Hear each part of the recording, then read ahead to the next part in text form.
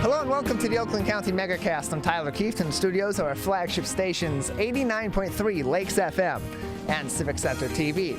In addition today, also on Comcast, Channel 15 and AT&T Channel 99 in Birmingham, Bingham Farms, Beverly Hills, and the village of Franklin, Birmingham Area Municipal Access. And on the radio, of course, we're here on 89.3 Lakes FM, but we're also joined in Bloomfield Hills by our friends over at Bloomfield Hills High School in the Bloomfield Hills School District, 88.1 WBFH, The Biff. And today on our Facebook page, facebook.com/Civic Center TV 15 and facebook.com/Lakes FM. And as always, joining me from her home studio in the city of Keego Harbor is Ronnie Dahl. So, Tyler, I know you've been running around there trying to get ready for the show, but the governor did kind of a last-minute press conference. I heard about it probably around 8:39. So she really didn't give the public or the press a wide range of notice for this one, but I've been following along. It's just about to wrap up. So basically, what the governor is trying to say is that to get back to normal, she has set benchmarks for the public to get vaccinated. And with those benchmarks, once they are reached, then more restrictions are going to be loosened. So I've been following the press conference, but also Dave Boucher that we've had on the show several times with the Free Press has done a really good job of keeping up and tweeting the latest information out of the press conference. So anyone who is on Twitter, you may want to follow him as well. And so basically, we're looking at this going in about 4 steps, and she's calling it the Back to Normal Challenge. Step 1 being 2 weeks after 55% of the eligible population received their first shot, the state is going to lift restrictions that requires remote work when feasible.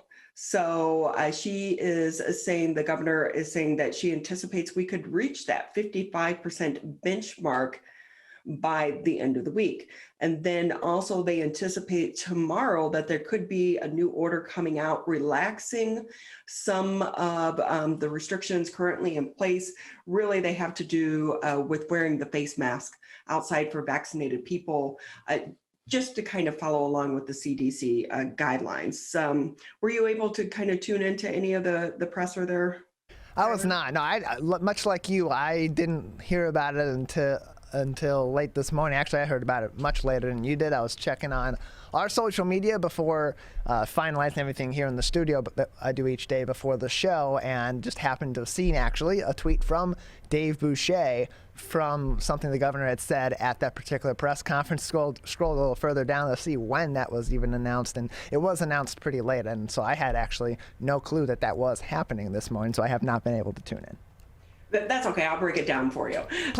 So then when we talk about step 2 of the Back to Normal Challenge, as the governor is calling it, 2 weeks after the state hits 60% capacity, the state will increase or hit 60% of vaccination rather.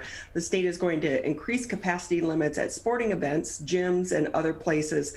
They will also lift the curfew at bars and restaurants. Then if we reach step 3, 2 weeks after 65% of the eligible population gets the first shot, they will lift all indoor capacity limits. And, one of the reasons this is really important going into the summer months, so many weddings will be taking place, banquet halls, very important for them. And then step 4 of the Back to Normal Challenge, 2 weeks after 70% of the state health department, or 70% of the population is vaccinated, rather, the state health department will lift the gathering and mask order altogether. So that is the challenge that the governor is putting out to the people of Michigan, because we do know one thing that is happening right now: vaccination numbers are starting to diminish. First, there was the supply and demand issue, but now the supply is overreaching the demand. And so they're trying to encourage and incentivize people to be able to get vaccinated. Yeah, we've seen as of late that the problem has gone from people not being able to get appointments to people kind of losing the energy to go out and make appointments. That's why we've seen a lot of these outlets for COVID-19 vaccinations begin to take walk-in appointments, whether it be at a local pharmacy or drugstore or grocery store, or through other means, through municipalities that are doing their own individual vaccination clinics. That's part of that reason too, and having the governor kind of now really for the first time tie reopening measures to the vaccination rates, that's just really reinforcing this need for more people to go out and get their vaccines and get through this process, because things have slowed down on that front. And if we really make that push, and if the state's able to really make that push, we're going to get out of this a lot quicker. And there's plenty of vaccine out there for people to be able to get, especially because we're seeing a lot of these walk-in appointments and a lot of these outlets saying, hey, we have too much now, where before we were right on that edge and we were not giving out anything extra except in very rare cases where people weren't showing up. And so it's critical now that people continue to get those vaccines, and especially now that we have seen the governor officially tie reopening measures to vaccination rates here in Michigan. So here's one thing I'm not seeing anyone in government talk about. If, let's say, down the road, there turns out to be some medical issues for some of the people that are vaccinated, because it is still new. Right. And we are still hearing a lot about, we don't know how long the vaccine works because it's new. They're still learning. And we do know there are some people who are having serious side effects from the vaccines, which we know that happens with other vaccines as well. But with this type of push for the public, one thing they're not doing is offering, if people do have serious side effects, offering to take care of the medical bills, because we do know that the government, as well as these pharmaceutical companies, cannot be held liable if something were to go wrong. I think maybe too, if they offered something like that, more people would feel comfortable as well.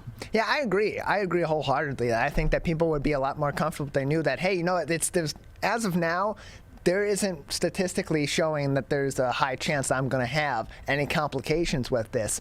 But it is a new vaccine, and in some cases people are apprehensive because it is a new vaccine, because there's still the medical community and the scientific community is still learning more about COVID-19 and about these 3 vaccines currently on the market in the United States. And if there was some assurance there, hey, in the extremely rare case that you have some serious complications or moderate complications, we're going to be there to help you out because you're doing this community service. I think that absolutely would entice more people that are on the fence about the vaccines especially, to be motivated to go get the vaccine, knowing that, hey, best case scenario, nothing happens here and I am vaccinated against COVID-19. And the worst case scenario is that I have some complications, but in that case, I know that I'll be protected. I think that would definitely reassure a lot of people that are on the fence about getting these vaccines, and even a lot of those that are comfortable taking the risk this early on in the process of knowing about these vaccines to do their part and do their community service. So talking about the vaccination, I'll kind of bounce around on the headlines just a little bit. Several walk-in COVID clinics are going to be set for a mass vaccination week here in Metro Detroit. So in an effort to try to get more of her constituents vaccinated against COVID-19, U.S. Representative Brenda Lawrence has announced the 14 congressional districts mass vaccination weeks. So the Black Caucus Initiative is going to be starting Saturday, May 1st, and it's going to run through May 8th. Lawrence is working with several vaccine sites throughout the district for walk-up COVID-19 vaccinations for all Michiganders.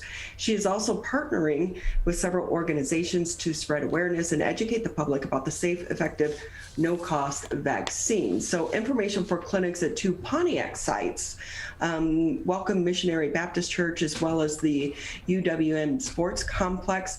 Those are going to be announced a little bit later, but vaccine sites providing the walk-in vaccinations during the mass vaccination week already scheduled include Beaumont Service Center in Southfield, Henry Ford Mobile Site in Oak Park, North Farmington Hills High School, and the TCF Center in Detroit.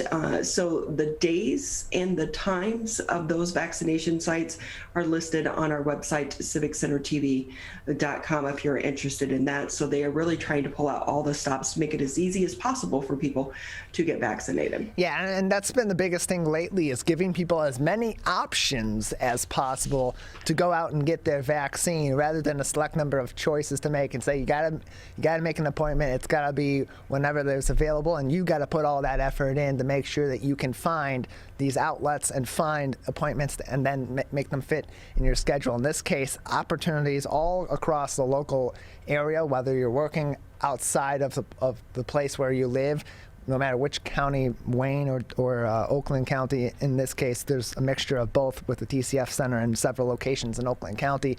You have those options, a variety of periods of time during the day, most of them during the day, not into the evening, the latest being the TCF Center. But providing those options is another thing that I think will greatly help the vaccination effort, as people will go on their own time, knowing that there are vaccines available, and be able to at least get into the process. The biggest thing is going to be for those that are getting 2 shots to get them to come back as well.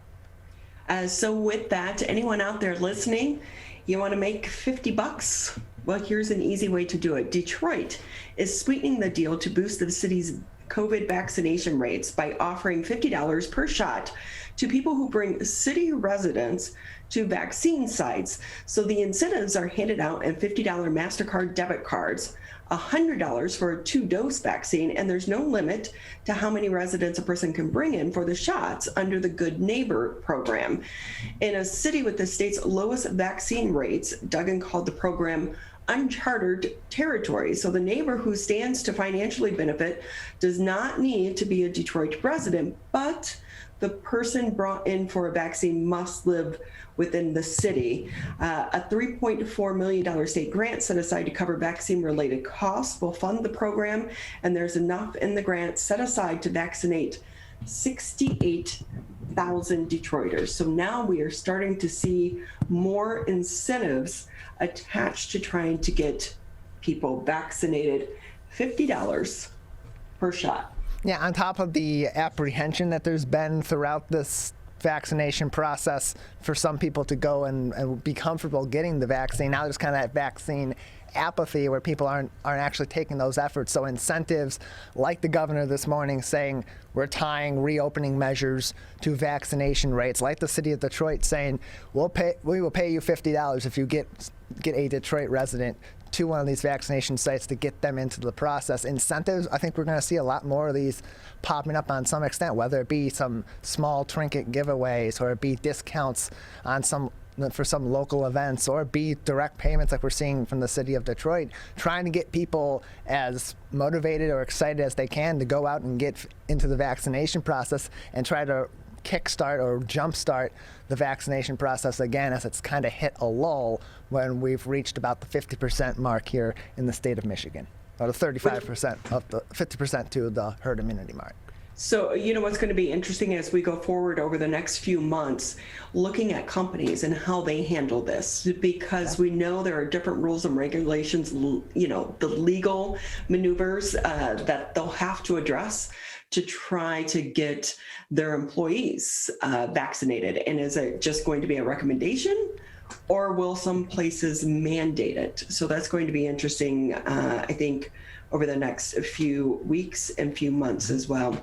Also making news today, a judge on Wednesday denied the advocacy group's request to halt COVID-19 testing for state school athletes and other measures health officials instituted amid the pandemic. The group Let Them Play Michigan, which this year sued after the governor extended a lockdown order on high school sports, filed a lawsuit this month challenging the rapid testing requirements of youth age 13 to 19 practicing and playing on teams. So the suit questioned the authority to impose the order and subsequent guidance, while arguing that student athletes have endured unilateral orders enacted by executive branch officials that severely restrict their ability to freely associate with one another and compete in high school sports. So in his opinion, an order Wednesday denying Let Them Play's motion for a preliminary injunction, Michigan Court of Claims Judge Michael Kelly said the plaintiffs are not generally disputing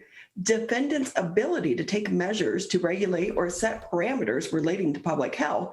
The issue according to the plaintiffs, is how the defendant went about the task of regulating matters affecting public health, and state law plainly gives the MDHHS director authority to issue emergency orders in order to control an ongoing epidemic. So this permissive grant of authority expressly authorizes the very action taken in this case as it concerns emergency orders. So a blow for the group Let Them Play Michigan. And this group, I get it. These rules that are in place, they're greater than they are in normal times when there also are several different kinds of rules in place at the MHSAA level, at the district level, school to school, sport to sport. These rules that are currently in place, they're annoying. It's a bunch of extra steps. You're jumping through hoops. But your goal here is to let the kids play, right? The goal all along here has been, well, instead of shutting down sports entirely as a precaution against COVID-19, let's give the kids an opportunity to play sports and have their seasons go on. And so if that's going to happen, there's going to have to be some sacrifices being made. There's going to have to be some rules in place. And it just seems with this group, like every single, that they find something else every single time that they have a compromise, or every single time that they do have the kids back playing sports, they have something else that they're coming back to and saying, well, that's not good enough. We need to get rid of all of these rules. There's always going to be rules in place with playing sports. Kids have to have physicals on files with their schools a lot of the time in order to play sports. Is that taking too much action? Is that impeding them from being able to have this experience and socialize with their peers? No, it's a rule that's in place. It's a sacrifice that has to be made in order for this to be played. So I get it. They don't like the rules that are in place, especially now that a lot of these sports in the spring season especially are outdoors. But these aren't going to go on forever. This is characteristic of the COVID-19 seasons. This pandemic is eventually, and hopefully pretty soon with the vaccination efforts heading in the right direction, are going to be done. These rules aren't going to be in place forever. It's just this season. Yes, it's annoying, but your goal is to let the kids play. The kids are playing. So with that, you can catch the latest headlines if you just go to civiccentertv.com, click on the coronavirus tab, and that's where we post the headlines each and every morning. Also, at the top of the page, you'll find direct links to some very valuable resources, including the CDC, so you can follow along with their guidance, as well as the state of Michigan and Oakland County as well. So our goal here, more than a year into the show, is to try to keep you informed, because everything changes weekly, daily, yes, sometimes as well. Yeah, things changing all the time. There's always something different going on. So you're going to need those updates. And we have those direct sources right there. You have to go digging through the CDC website or the state of Michigan website or the county website. We have those direct links right there on civiccentertv.com by clicking on a coronavirus link. And so with that, we are going to take a quick break, but when we come back, we'll get the interviews rolling. We have a great lineup ahead for you today on this Thursday. When we come back, we'll be speaking with the Assistant Parks Supervisor for Waterford Oaks, Highland Oaks, and Rose Oaks. What's new at the parks this year, as the weather is going to be getting nice. We will be heading out to the parks. So what can you be prepared for? And then also coming up in the 1040 hour, it's sports, because this is Lions. We're in the middle of the pandemic, but could this be the year that with the draft, they get lucky, pick some right people? What do you think, Tyler? I'll believe it when I see it. That's what we'll have plenty of time to talk about that. So Tyler will be talking with Matt Dery, who is the host for Locked on Lions podcast, as well as Woodriffe from Fox 2 Sports. All that next, coming up here in the 10 o'clock hour of the Megacast. Wearing a mask is more than protection. It's a bridge to better days. The path back to celebrations with family. Nights out on the town with friends. Game days with your favorite sports teams. And the thrill of live concerts. But until we can all get the COVID-19 vaccine and build community immunity, which will take time, we all need to continue to stay careful. Because Michigan's recovery is depending on you, and so are your family, friends, and neighbors. So even after you're vaccinated, wear a mask, avoid large gatherings, and social distance. One day in the near future, we will all be able to put this pandemic behind us. But until then, spread hope, not COVID. Learn more at michigan.gov/coronavirus. A message from the Michigan Department of Health and Human Services. In times like these, we have to believe in each other. And we believe that you'll do the right thing. When it comes to stopping the spread of COVID. Follow the 3 W's. Wear a mask. Wash your hands. Watch your distance. And when it's your turn to get the vaccine, take your shot. It all comes down to the golden rule. Treat others the way you want to be treated. We're so close, Michigan. We can do this together. Quitting smoking can improve your health, but it also protects your loved ones from secondhand smoke. Did you know there's no risk-free level of exposure to secondhand smoke?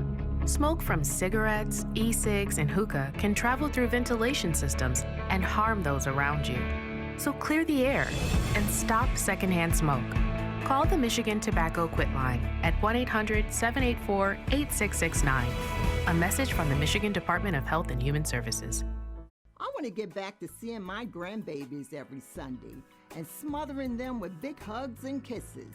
I want to get back to football games with my boys. I want to get back to feeling and touching, connecting with the people around me. I want to get back to family dinners and my grandma's mac and cheese. I want to get back to real grocery shopping, taking my time, walking down every aisle, smelling the tomatoes and melons, having a free sample or 2 or 3. COVID-19 has changed how we live and how we feel. But now, there are vaccines. And they are the first step that let us get back to feeling optimistic about the days ahead of us.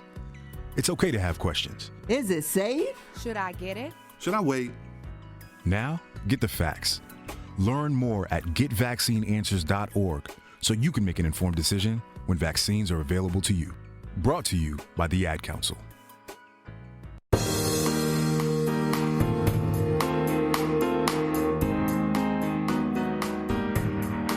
Taking time out of your Thursday to be with us here on the Megacast. I'm Ronnie Dahl here in the home studios. Mr. Tyler Keefe holding things down back there in West Bloomfield.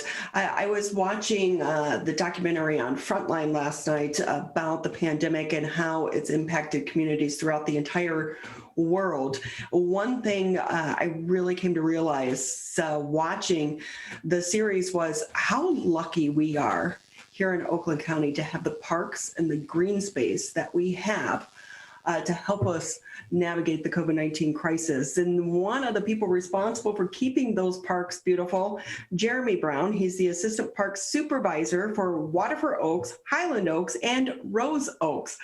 Jeremy, great to have you with us. Thank you for having me back. So you've been busy. Very busy, very busy. So tell us, just give us a rundown over the past year. How have you been able to maintain the parks? Because, remember this time last year, a lot of parks were closed, but then once they opened up, it was an explosion of visitors. Yeah, it definitely, the term essential comes to mind, and parks really was deemed essential from the start. People needed to be able to get out, but in a socially distanced way, in a safe way. And, what better place than to come to the park? I mean, Waterford Oaks has a few miles of trails. It's 260 acres. There's plenty of room to spread out. But with that said, while the passive use aspect of the park was still available, the programming aspect was not available, being the special events, the educational programming, all of that had to come to a stop in order to keep people socially distanced. Unfortunately, we did have to close down the water park last year. Some disappointing things, but in the grand scheme of things, parks have really helped, I think, during this whole pandemic. But we continue to adapt, and staffing is tight. But we keep plugging away, and the dedicated staff people. I got to tell you, I'm biased because I am Parks and Rec.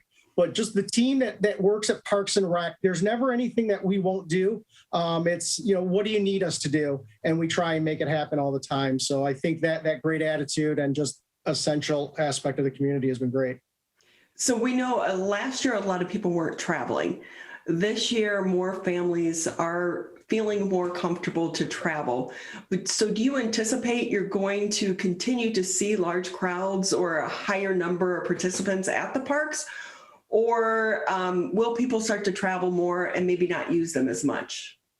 Oh, I think it's going to be a little bit of the combination of the two, which I don't know if that's the answer you're looking for, but I hope that people that started coming to the parks due to the pandemic see the value and they're going to keep on coming. But I think the holiday weekends will be, you're going to have more people going out of town, more people up north. So I think some aspects are going to be busier, some maybe a little bit less, depending on the weekends, the holidays, and stuff like that. So one thing about the parks is each park is very unique in what it offers to the public. Do you anticipate this summer, like you had mentioned last year, the water park was closed down. Do you think it's going to be kind of back to normal this summer, especially with the new CDC guidelines? Well, for the water park, it's really up in the air right now. Park staff is working diligently to get the pool and the features open. But the current governor's order, not the governor's order, but the Michigan Department of Health and Human Services order goes through May 24th currently, and it does not allow for the opening of water parks. So we're really anxious to see what happens over the next few weeks and what those orders are going to be. But we're moving forward as if the features are going to be open, but we may need to do a little bit of adjusting to the schedule. We're also, the staffing issues are going to be a big part of opening the water parks. Losing that entire year of water park operations really affects staffing because, at the water parks, it's great. You have kids that start at 16 years old as an attendant, and then they maybe become a laborer or a lifeguard. Then they're an assistant manager or a lead lifeguard, and then they feed into that water park manager position. So that's definitely been challenging. But so that's yet to be seen. But there are other aspects of the park that are open. In my park, specifically Waterford Oaks, we've got the BMX track that's open, and there goes my phone, of course.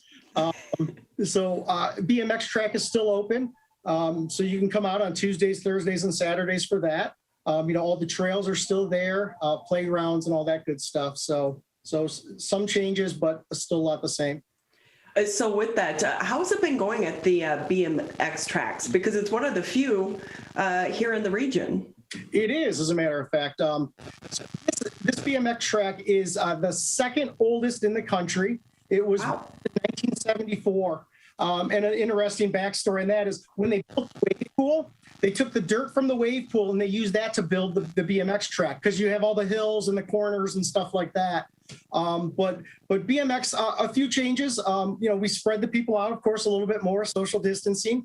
Unfortunately, we're not renting bikes or helmets, not quite yet. Hopefully at some point in the summer we can. But it's a great physical fit activity that families can come out. And if you haven't been to our track, it's beautiful. We have a parents association that has worked really, really hard over the last couple seasons. It's impeccably maintained, and we have picnic tables everywhere and trees. And a lot of great riders come out of Waterford Oaks BMX. Again, almost 50 years of history, and you can go anywhere in the country and mention Waterford Oaks, and people know about that track, which is very, it's surprising to me because to me, I see it every day. It's a small track. But to other people, they're like, no, for a BMX track, this track is awesome, and they know it all over the country. So kind of cool. It's a feeder track into bigger, better things. It is. When people come out, we have open rides where people can just come out and ride. But then there's also USA BMX sanctioned races, and people race for points. And the more points you get, you can then go to a regional race, a national race, and stuff like that. So yes, people have gotten their starts here at Waterford Oaks and just built, just gotten better and gone onto the national stage, which is kind of cool. We're talking with Jeremy Brown. He's the Assistant Parks Supervisor for Waterford Oaks, Highland Oaks, as well as Rose Oaks. And with that, with more people coming to the parks, what trends did you see? Was it harder to keep up with the trash and some of the usage from so many additional people? The problem we had with keeping up with some of that stuff, being the trash, which I think we did a great job, but the weed whacking and, you know, trimming the bushes, keeping the trails clear, it came back to staffing again, you know, and you're going to see that repeated theme here in my interview today. Staffing was really difficult. But I think for the group that we had, again, goes back to a passionate group. It was difficult, but I think we did really well. And if a guest does see something that needs attention, we always encourage them to call and we'll get right on it.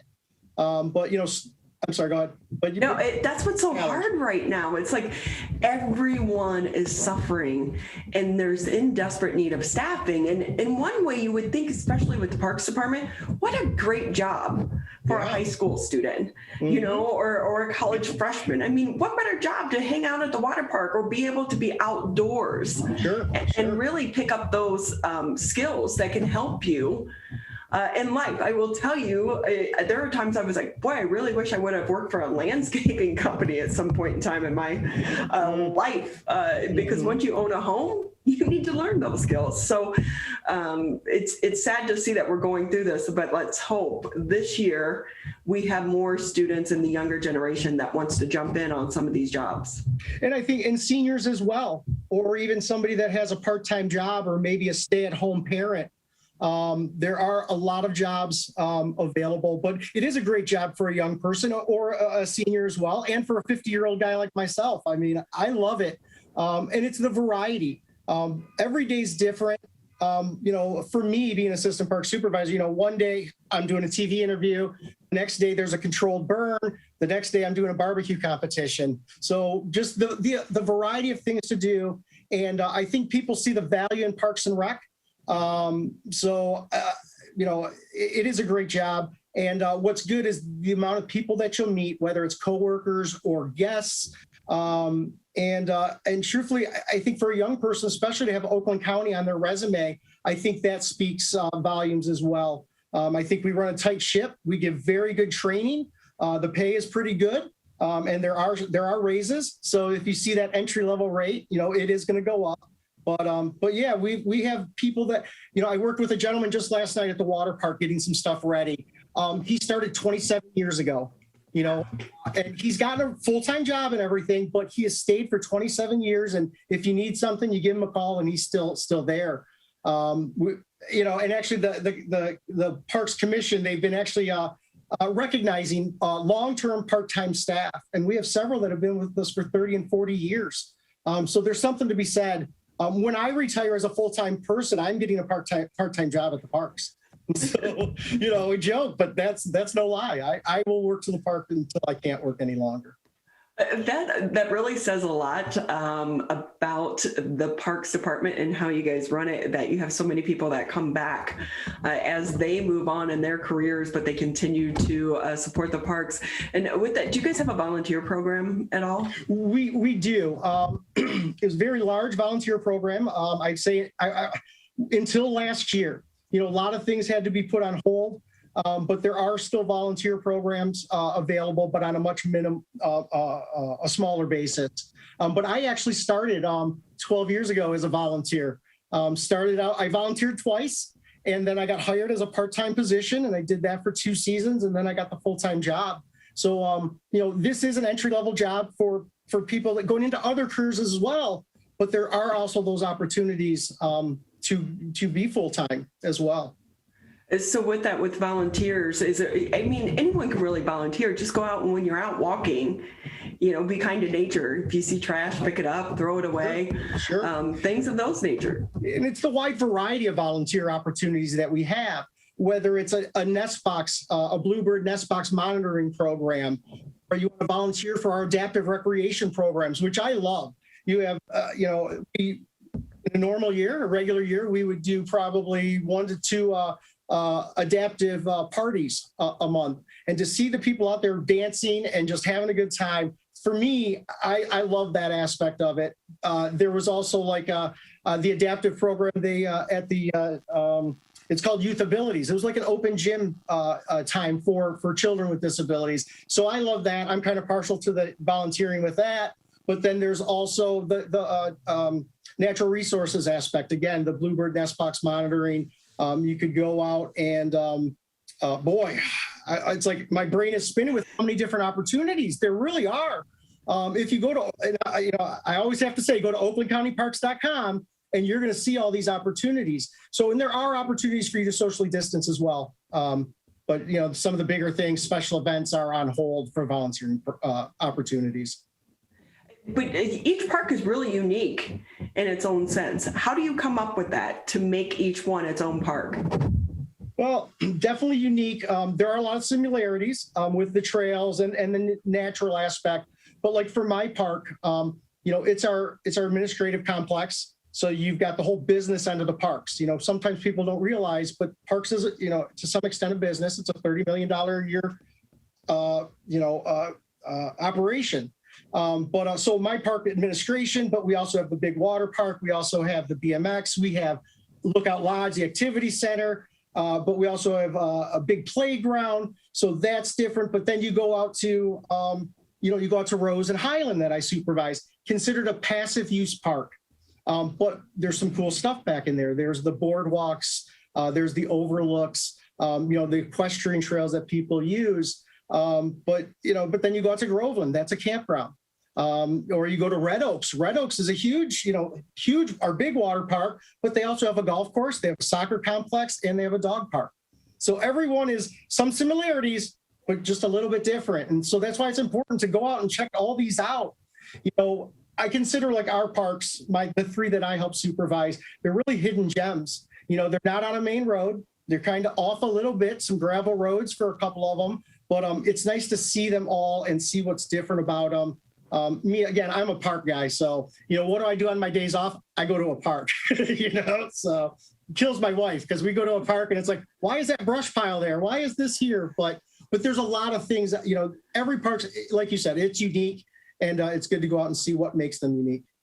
Jeremy, you are very passionate about the parks and enthusiastic as well. So tell us again, if someone is listening, especially parents, you want to get your kids out of the house, yes, get them out from the computer screen, how can they apply for a job? Okay, so you can go to, I got it right here, oakgov.com. /parks, /pages, /jobs, but it will be easier. There will be a head under human resources. And so you can go on there and you can see all the different jobs that we have available, and they've been specialized. So one will say a campground worker, one will be a golf course worker. It used to be very generalized, but we've tried to individualize it so that if you apply for something, what facility it's for. But also before, I definitely want to put out there, we do have some hiring fairs coming up.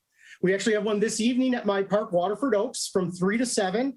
And then we're doing Thursday, Friday, and Saturday, and I'm looking at the sheet right now, at Waterford Oaks, different times, 3 to 7 tonight, and then Friday and Saturday, 10 to 2. You can apply and you can interview right there. And then there's several others, one at Lion Oaks, Addison Oaks, Groveland Oaks. But again, go to oaklandcountyparks.com and you're going to find this information. And again, we're trying to streamline the process. We're trying to get you in, and there are jobs to be had. So please come out. So Jeremy, with that, if it's a high school student's very first job, do they need a resume? No, they don't. Then when they go online, fill out the application, they can just fill in their work experience. If they have none, that's okay too. We do have entry-level jobs, so they don't need a resume. They can fill out the application. But also, if you don't have work experience, but if you have volunteer experience, include that, because that's valuable experience as well. Jeremy Brown with us. He's the Assistant Parks Supervisor for Waterford Oaks, Highland Oaks, Rose Oaks.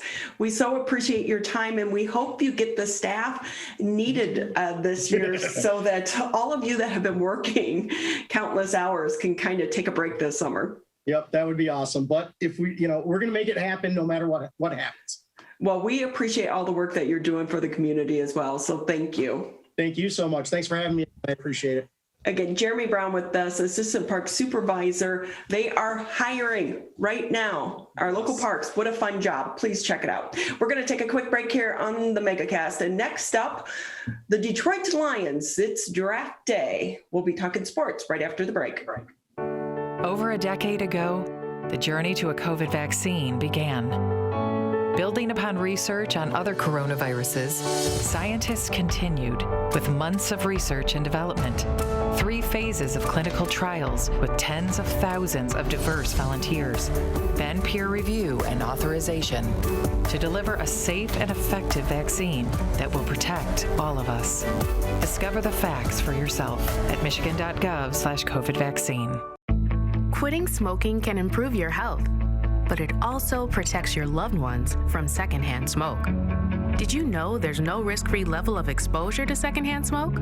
Smoke from cigarettes, e-cigs, and hookah can travel through ventilation systems and harm those around you.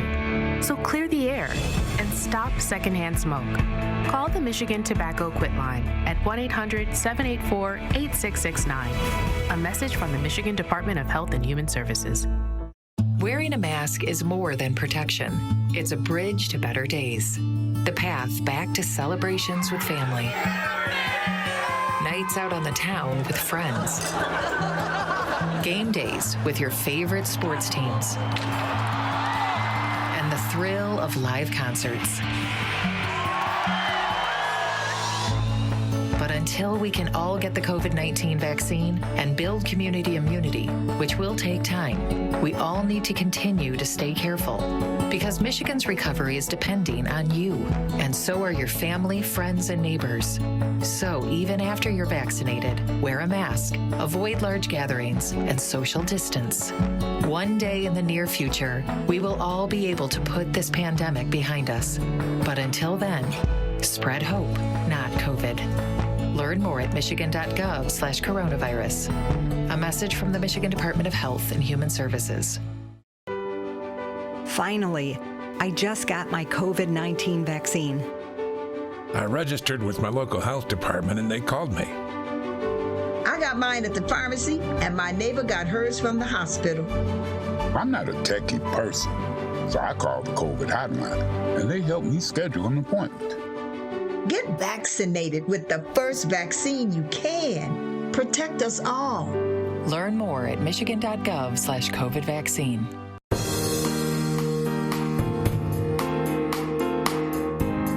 Thursday to be with us here on the Megacast. It's a big day for Lions fans. Draft day in the NFL. So for so many years, it's been a disappointing day. Could this year be different? Well, to talk all things sports, we brought in 2 of the best. Matt Dery with us here, the host of Locked on Lions podcast, and Woody Woodriffe with Fox 2 Sports. We're going to let the 2 of you take it away, and Tyler will jump in. All right. Well, I don't know how you want to start it, but yeah, Lions. They pick. They have the 7th pick in the draft, and we have been here before, as Matt Dery knows. We have seen this team make good selections, make bad selections. I have no idea what they are going to do tonight. In fact, I'm going to show you my Lions draft notes right here. And as you can see, it's an empty page because to be honest with you guys, I've checked out of this 2 weeks ago. All of this stuff leading up to the draft. Come on, man. It's a lot of talk right now. You don't know what's going to happen. I don't know what's going to happen. We have an idea of what may happen, but we don't know for sure. Woody, this is, first of all, it's so good to see you, brother. And, you too, pal. And the whole crew. But listen to me. Ronnie, come on. Slap him across the face. This is the Lions Super Bowl tonight. It's a 3-day Super Bowl. Fill that notepad up, Woody, and get excited. Look, it's not that I'm not excited. It's not that I'm not excited. It's just that I don't know what they're going to do. Right. And no one is really, releasing any kind of hints as to where they're going to go. I mean, I think we all know that they need some offensive line help. They need some linebacker help. They might, need some cornerback help. They definitely need wide receiver help. But to, take a wide receiver at 7, Matt, I don't know. I don't know about that. I might go with the lineman instead. And I think when you look at this, and then I know Tyler's chomping at the bit too, but when you look at this at this pick at 7, obviously what happens 1 through 6, well, 4 through 6 is going to kind of be the appetizer for the main course for the Lions to determine what they're going to do. To me, it's pretty simple. If Penei Sewell is there at 7, you take it. I think he's going to be the right tackle you put there for the next 10 years. Dan Campbell talks about toughness. I want my receivers blocking. Well, how about your right tackle blocking? Because for the last few years, your right tackle don't block anybody. So you build that offensive line from the center on down to the left tackle is fantastic, I think. Then you add a right tackle, you move Vaitai to guard, and your line's set. And that way you protect the $20 million asset you have at quarterback. Is he Stafford? No. But fans, as you know, Woody, they're excited there's a new QB. But this idea of, well, they might take the second best receiver if Devontae Smith's on the board at 7. You can get a receiver later on. Now, if Sewell's gone, then I would be trading back and accumulating picks.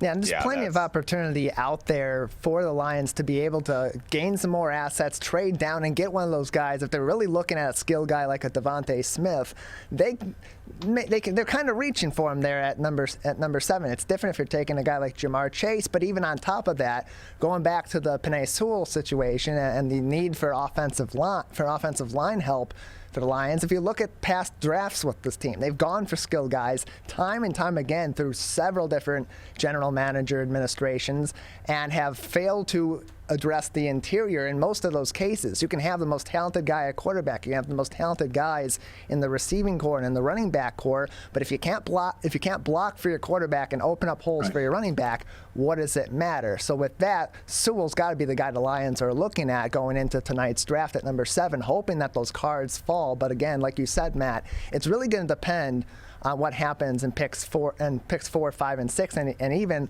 there's a little bit of mystery, but a little less now at number 3 with the San Francisco 49ers and what they're going to do there, although it looks like it's going to be Mac Jones. Yeah, there's a lot of talk going on about what's going on with San Francisco at number 3. There's a lot of talk about maybe New England trying to move up, in this draft and try to, deal with their quarterback situation, or, maybe if the San Francisco 49ers pick a quarterback, that loosens up Jimmy Garoppolo, and the Patriots could jump on that. But that's a Patriots thing. Let's deal with the Lions right now. And for the Lions, I have to look at what Jared Goff has been with the Rams. Okay, when he had success with the Rams, he had a solid running game, he had a solid offensive line. I think that's what the Lions need to build around him here in order for him to have success here. They have a solid running back in DeAndre Swift, I believe. Okay, now if they can continue to build that offensive line, then all of a sudden maybe Jared Goff gets a lot more comfortable and can fit into that role a little more. But if not, then we may have problems, Matt, because I think we have seen when certain parts are not there, guys can get exposed really quick. And I would hate to see, especially after they've redone Jared Goff's contract, to have him here for a little longer, that all of a sudden he's not the guy. So let's just surround him with everything he needs in this draft. Yeah, I agree. And you look at, and we could go on and on about poor Lions draft picks from the past, whether you're going back to Russ Thomas, Chuck Schmidt, Matt Millen, and the Quinn Trisha era. But the bottom line is some of the guys that Bob actually drafted well were up front. Taylor Decker is a tremendous left tackle. Frank Ragnow is a dominant center. Those were home runs in the first round. Yeah. So if Sewell is there, if Sewell is gone, do you take Slater, the kid from Northwestern, another plug-and-play right tackle, and you stay safe? The other issue is this team only has 6 picks. I think they only have a 4th and a 5th, and then they're done. They got 2/3. So they need players. I mean, you guys know this. I mean, the roster is pretty barren, especially on defense. But this is a weird draft where the top defensive players really aren't rated anywhere until you get to the 10, 11, 12 spot. I don't think the Lions are going to take Patrick Surtain and take a corner at 7.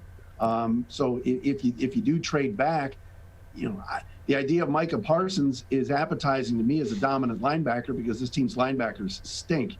But you don't take him at 7. But I think if you trade back, and you trade back with New England, you trade back maybe with Washington at 19, Arizona 16, and take Parsons there and accumulate more picks where you can get an extra 2, an extra 3, and take a receiver, then we're talking about the whole picture here. But I'm with both of you guys about right tackle and a big man. And I just hope it's not a little receiver at 7 because the fan base will be furious. Yeah, and I'm also hoping it's not a tight end selection at 7. I mean, everybody's talking about the Florida tight end, you know, and how he may fall and that kind of thing. That's another no-no for the Lions. I mean, no receivers, no tight ends with the number 7 pick, please. Let's just stay in the trenches, or like Matt suggested, trade it back. And you know what, Matt? With the Stafford deal, they got extra picks to come in. So, yes, they have 6 this year, but over the next 3 years, they have quite a few. So if you look at it long term, you know, they could do some serious building here, but, you know, the building blocks have to be correct at the start. And Sewell is one.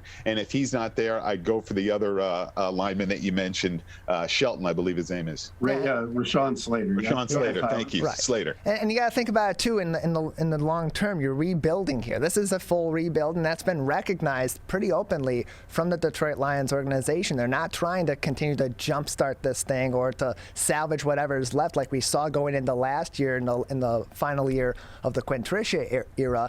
And if you don't have that interior there, if you can't block for your quarterback, if you can't get to the quarterback on the defensive side and put some pressure there, you're not going to score points yourself, and the other teams are going to just absolutely dominate you. So the Lions really in this draft need to be thinking about building from that interior outward and going for skilled guys down the line, because there are going to be wide receivers available, and you're going to be having a number of extra picks, 2 first-round picks next year to note, one from Los Angeles, of course, from the Rams, and then your own pick, and you're not going to be a team that's really contending anywhere near next year, and you're going to have a couple potentially high picks in the first round, depending on how the Los Angeles Rams do. Now, of course, they have a much better roster now than they did a year ago and had some struggles, so that pick's probably not going to be all too high, but it's still 2 first-round picks. So moving forward with this, as the Lions are heading into this draft, both of you, obviously, with what you do in your day jobs, have a lot of communications with the Detroit Lions. You're around these teams.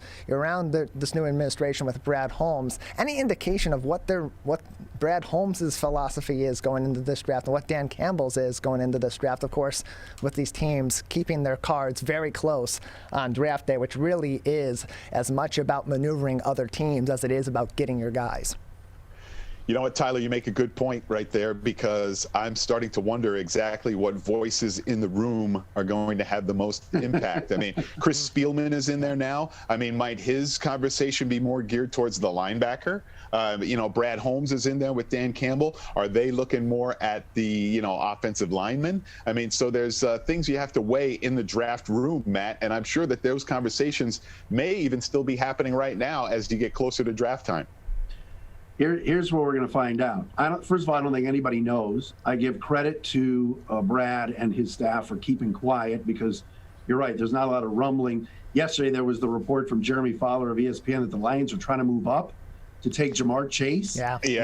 Which I don't see that because of the amount. Like Tyler said, we're rebuilding here, and they don't have a lot of picks. So if you move up, then you're going to have less players to choose from later on in the draft, which is where Brad Holmes was successful as the college scouting director with the Rams in the 3rd, 4th, 5th, 6th rounds. That's where the Rams really built their team the last few years. I wonder this, though. Does Brad just show us that he's got some stones tonight, and out of nowhere, Justin Fields comes to the Lions at 7? Could you imagine what would happen in this town if he says, we're taking the quarterback, he's the best player on our board, if he sits for 2 years and holds a clipboard, fine. This town will go nuts, because you'll be that would be Brad saying, I'm the boss, and watch this. We're going to take the BPA, best player available, and if it's QB, we're doing it. That would shake a lot of things up. But again, in the short term, this team would go from maybe 5 wins this year to Fields holding a clipboard and the team winning 3. Let's be honest. Well, yeah, I think I might have to agree with that, Matt. But you know what? I don't know if they take the quarterback this year. I think this year, since they reworked that Goff deal, if they had not reworked the deal, then I might say, hey, you know what? Okay, this is a short-term deal. You got to get a guy in there. You got to let him sit for a couple years and learn what's going on. But I don't know. With him going to be here for more than the 2 years, I think it's still, O-line or a linebacker or something like that. But yeah, that would be an amazing scenario to see Brad Holmes come up and say, we're taking Justin Fields. And you see the whole town probably explode. Like, oh my gosh. Yes. Well, those preseason games in August would be a must see because, the starting quarterback doesn't play a lot. Right. And Fields would probably light it up. And just, could you imagine what Twitter would look like? Oh my goodness. Yeah, I think in a situation where we're before the Matthew Stafford trade with the Rams and picking up Jared Goff, and like you said, Woody, restructuring his contract to make that more cap friendly so the Lions can go into the thick of this rebuild with their best foot forward. I think in that scenario where Matt Stafford is still on this Lions team, that's something, and we're still in this current situation with what's happening in picks 1 through 6, or projected to be happening at this point in time with 1 through 6. That's more likely, but I think the Lions here are going to go for need and still consider best player available. When you have a guy like Penei Sewell possibly being there as a guy that was earlier on months ago considered to be a number 2 overall pick, a number 3 overall pick potentially, and he could fall to you at number 7 in this scenario. That's something you're really looking at. Down the line, of course, all of this really depends on the first round that sets the tone for the Lions draft. What else are the Lions really going to be looking for strategically to bolster this rebuild? Obviously, they have a lot of need across the board, mostly on the interior offensive line, defensively with the linebacking core, but also in skill positions on the offensive end and in the secondary as well. Where do you think the Lions would be looking in rounds 2 and 3 and then down the line? Well, at that point, then you get into your other positions that you need. I mean, like at wide receiver or, cornerback, things like that. Somebody to go along with Jeff Okudah on the other side. That'd be nice in later rounds. It would also be nice to get a solid wide receiver. I mean, I don't need a speed burner or something like that. I just need a solid guy who, is going to be there to start this thing. I mean, give Jared Goff some serious targets to work with. I mean, at tight end, you already have Hawkinson, so he's got that. There are offensive weapons here, but I'm sure Matt would agree if you could pull another wide receiver and maybe a cornerback in rounds 2 and 3, then all of a sudden the Lions draft is starting to take shape and look pretty good. Yeah, I'm with you on that, Woody. I think the wide receiver room right now minus Golladay, minus Marvin, and minus Amendola is awful. I know they picked up some guys. God bless the free agent market, but those are all one-year deals. If you think Brashad Perriman is going to come in here and put up Golladay type numbers, not a chance. So they do need to get a receiver at some point, whether it's day 2, day 3. It's such a deep draft for receivers. You can get a really good one in the 3rd or 4th rounds. I think safety is important. I think that safety position is weak on the roster now. I think Tracy Walker will be better once he's now really coached. And I think Aaron Glenn will do a great job as DC after this revolving door of defensive coordinators the last few years. I think Walker's a keeper, but they need another safety. And I think let me interrupt you here, Matt. Do they have much development from guys like Oruwariye from last year, coming in this year? Are those guys taking the next step up? Because if they are, then all of a sudden, maybe your draft attitude changes where you can wait another round or 2 to pick up some additional help in those areas. Yeah, I think Amani and Okudah will be better. I mean, Okudah was the 3rd overall pick. The kid's got talent. You go through a pandemic year with no training camp, no mini camp, everything's on Zoom. Right. He had a bad year, but I think him and Oruwariye are decent players. I worry about behind them at the safety spot. Walker, to me, took a step back last year. Will Harris isn't any good. I think they need a safety. And I think they need linebackers. My goodness, I know Jamie Collins is on the books. He was okay. But, Jared Davis being gone, Jelani Tavai, Woody should not have been here probably to start with. I think I'd rather have you back there. I would probably step up if I was back there. Yeah. But so they need linebacking help for sure. But you mentioned it. Running backs, the room looks pretty good. Tight end, that's the thing that people say. Well, you can't take Kyle Pitts. I don't think he'd be there anyway at 7. If yeah, he's I agree not taking with that. 4. Somebody's moving up to get him at 5 or 6. But no, they could use an extra tight end, but not until the late rounds. But I think corner, Like you mentioned, Woody, safety, a linebacker. I mean, I think the D line actually is pretty set. I do like the D line. I like Aquara. I like some of the other guys that they have stop in the middle of that line. But like I said, it's the offensive line. I want to have Jared Goff as comfortable as possible when he takes the field for the Lions. And if that means that he knows that his left side is protected, then I'm all good with it, because we've seen hints of what DeAndre Swift can bring, and I really like what I see from him. If he can take the next step next year, then it's all good for the Lions as far as offense goes. They may actually be, seriously good. We're speaking with Woody Woodriffe from Fox 2 Detroit and Matt Dery, the host of the Locked On Lions podcast. Guys, just another minute with you. We gotta move on here. So as we're minute, come on. Yeah, I know. We're running. We could go on this all day. Trust me, I'd love to do that. Yeah, sure. Ronnie wouldn't mind. Yeah, I don't know about that. So Matt, though, I'll jump in here because Woody knows I think I'm one of the best Lions fans out there, because I don't care if they win or lose. I'm just there for the tailgate. And the most important thing for me this year is, can we go out and go to a tailgate without wearing a mask? Well, I guess we can talk about that later, but let's stick to the draft, okay? Yeah, we can. We'll make those predictions a little bit later when we see how things keep going here. But for now, just as we're wrapping up here, guys, your predictions for tonight with the Detroit Lions at 7. They going to take a guy there, and if so, who? Or do you think they're going to trade down? Let's start with you, Matt. I think it's going to be Penei Sewell at 7 if he's there, and if not, then I would anticipate a trade back. That's my prediction for tonight. I'm not going to give you anything sizzling, because I agree with Matt. I think it's going to be, Penei Sewell, the kid from Oregon, on the line, and if he's not there, then they would trade back, because they do need help at a lot of different positions. And in the draft, in the first round, you'd probably get another extra draft pick out of it, at least to move back to, like a mid-range 15 or 19, somewhere in there. So, yeah, if he's not there, you move back. Yeah, I'm looking at the Chargers. I'm looking at the Patriots. I'm looking at the Arizona Cardinals as potential trade backs, but I'm looking at the same thing you're looking at in my prediction, Matt, and you as well, Woody. I think if Penei Sewell is there at pick number 7, that's who the Lions are going to take. That's a pretty big home run pick there to bolster that offensive line. Guys, thank you very much for joining us. We're looking forward to tonight. It's a big day here in Detroit, and hopefully Brad Holmes, Dan Campbell, and the team get off to a really nice start tonight with tonight's NFL draft. Thank you for being with us today. No problem. Great to see you guys. Yeah, we're going to take a quick break here on the Oakland County Megacast. When we come back, we're going to change gears here and go over to Pontiac and talk with one of our Oakland County Commissioners, Charlie Cavell, coming up next.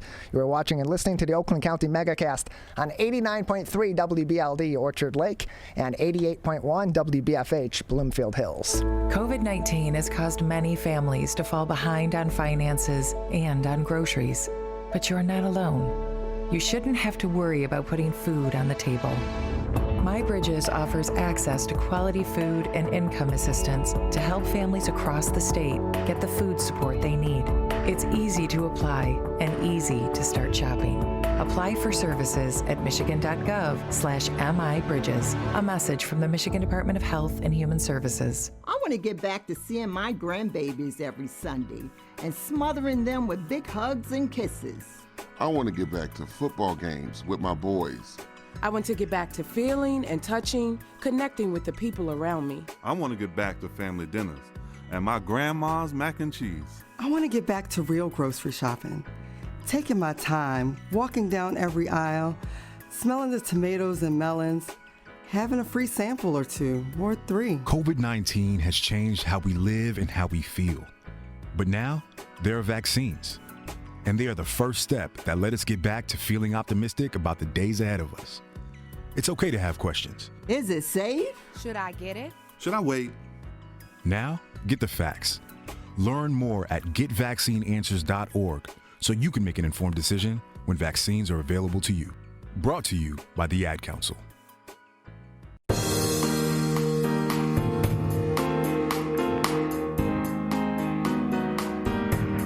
We want to say thank you for taking time out of your day to be with us here on the Megacast. As a reminder, you can always catch Tyler and I Monday through Friday, 10 a.m. until noon live, Civic Center TV, Birmingham area municipal access. You can also catch us on Channel 15 if you have Comcast, 99 on AT&T. Listen to us on the radio, 89.3 Lakes FM, 88.1 FM The Biff. And then you can catch us on Facebook as well on our social media Facebook pages as we live stream today's edition of the Megacast on the show. Switching gears just a little bit here for us. Let's bring in County Commissioner Charlie Cavell with District 18. Commissioner, you are really focused right now on housing in Oakland County. Even prior to the pandemic, housing has been a crisis, I think, not only in Oakland County, but really across the country. Oh, totally, Ronnie. I couldn't agree with you more. And you can call me Charlie, by the way. Yeah, housing has a lot of external and internal forces pressing on it. I mean, if you want to talk about racial dynamics, social dynamics, economic dynamics, those are all at play, and those are all a very valid part of the conversation. And I think what we're going to be seeing come out the other side of this pandemic is a lot of pressure on housing, because just from what I've been hearing from the Treasurer's Office and talking to communities around the 18th District here in Southeast Oakland County, there's a huge spike in potential foreclosures, whether it's mortgage-based or tax-based, because we're currently in an economic depression that, has more unemployed people than during the 2008 recession. So there's going to be a lot of things to figure out, good, bad, or other. We got to start talking about it. While we're looking at the unemployment numbers, at the same time, we have such a crisis with small businesses trying to get employees for them to be able to keep their doors open. Oh, totally. And, there's two theories of thought on that. One is we shouldn't give people such generous unemployment so that they'll be more enticed to work. But I'm of the mind that if unemployment is something keeping you out of the labor force, then there's something more structural at play here, which is that maybe businesses should be enabled to give their employees more money so that it would be worth their while to get off unemployment and get back to work, because, we got to make sure our small businesses are thriving, but we have to also make sure that they're able to pay for employees to be able to get a livable wage. So there's two parts of that conversation for sure. So when it comes to housing, because I do think it's one of the biggest expenses for a family, and also one of the issues that keeps them in poverty. How do we change the dynamics? Because on the backside of this, we do have landlords that also need to pay those mortgages. Oh, totally. So I think there is where we are now, I think we're in a fortunate place where we can learn from the mistakes of Brooklyn or San Francisco or California. We can see the forest through the trees, if you will, to make a pragmatic but also progressive solution that helps us move forward. So what we've put forward to the county commission, and it'll be presented tonight at the full board meeting for going through committee and review and voting on by the board in the next couple of weeks, is an idea that on the one hand, a pragmatic market-driven solution is helping end source of income discrimination. So there's a way that people can pay for their rent. It's either through a paycheck or it's through a voucher. And veterans and people in poverty qualify for these vouchers. Some landlords don't accept these vouchers because there's 8 pages of paperwork that they got to fill out, 2 of which, by the way, are how landlords can figure out how they want to get paid, right? It's a W-9 and then a tax form for them to say which bank account they want to route the payment to. So those 6 pieces of paper are what keep 3,000 veterans and families on the verge of homelessness in Oakland County. So what we want to do is, being cognizant of that, we want to make sure that communities in Oakland County are urged and supported in passing ordinances that don't allow that sort of discrimination. But on the other side, to what you mentioned, landlords got to pay the bills, and there is right now an eviction moratorium. So Section 8 and housing choice vouchers and veterans vouchers pay even when normal tenants using a paycheck don't have to pay. So landlords that would have accepted vouchers would be getting paid in full during this pandemic. And then second, we're also setting aside a fund of money to help landlords get up to code. Because what we found when talking to landlords is there's 3 big reasons why they're scared of this sort of thing. One is the 6 pages of paperwork. That's just something you got to do. It's un-American to tell someone you're not worth it. As I've heard from stories from around the county of veterans and others saying, well, I wasn't allowed to get a home loan, or I wasn't able to get this property because I had too much paperwork. So that's unacceptable. But then the other part that landlord said is, I'm worried that the code enforcement people will come around. So we're gonna give you access to grants and reimbursements so that then you can apply for this support to then help you get up to code and subsidize that cost so that you are more willing to participate in the process in full. And then third, landlords are worried about all tenants. As a tenant myself, I totally understand that when you leave a place, when your lease ends or when you move on, that there's going to be a bunch of fixes that you're going to have to do to the property. So we're setting aside a $100,000 pot of money called the Landlord Risk Mitigation Fund to help people that do have vouchers be able to access places, because again, we'll be able to subsidize and defray the costs for landlords, because we do understand that it's tough times for them too. So this package that we've got is going to give them access to, if everything works smoothly, $350,000 for grants on the front end to get up to code, and money on the back end to make any fix-ups from a tenant that might have, had their kids color on the walls or something, as kids do.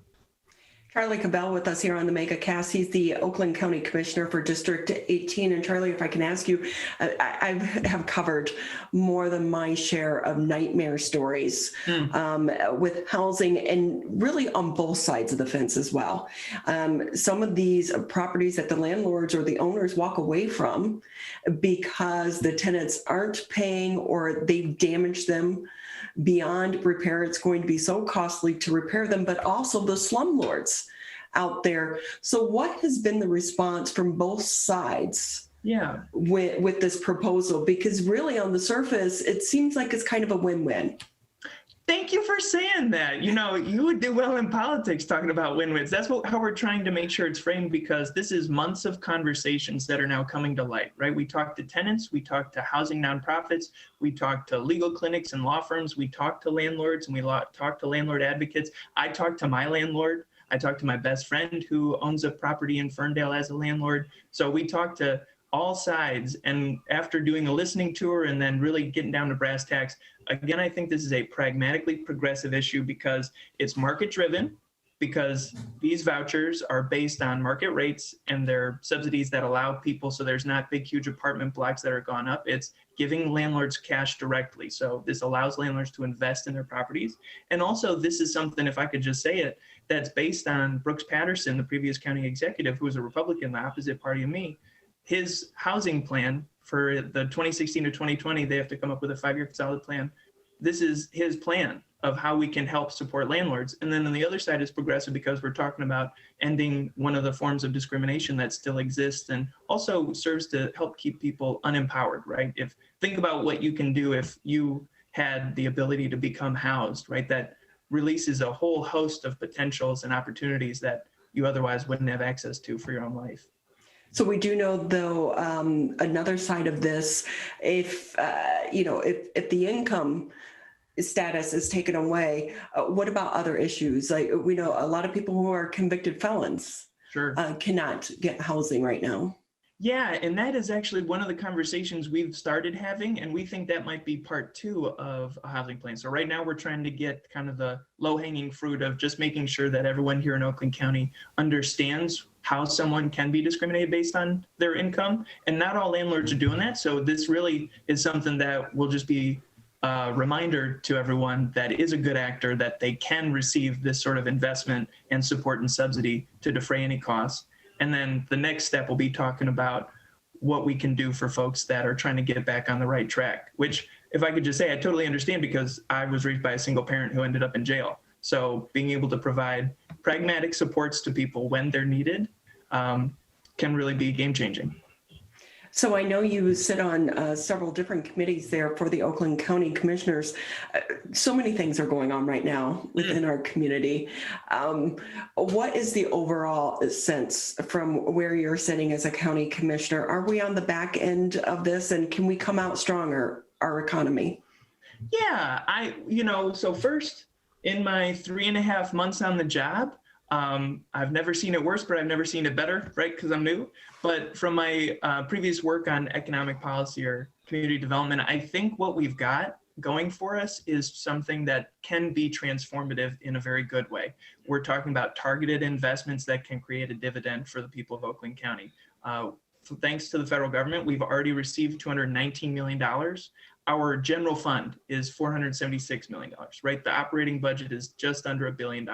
So for us to get $219 million last year, some of which we're still spending out, and then to be receiving $244 million over the next 2 years in federal support, I mean, you know, that's us being able to boost our budget by a factor, by a quarter.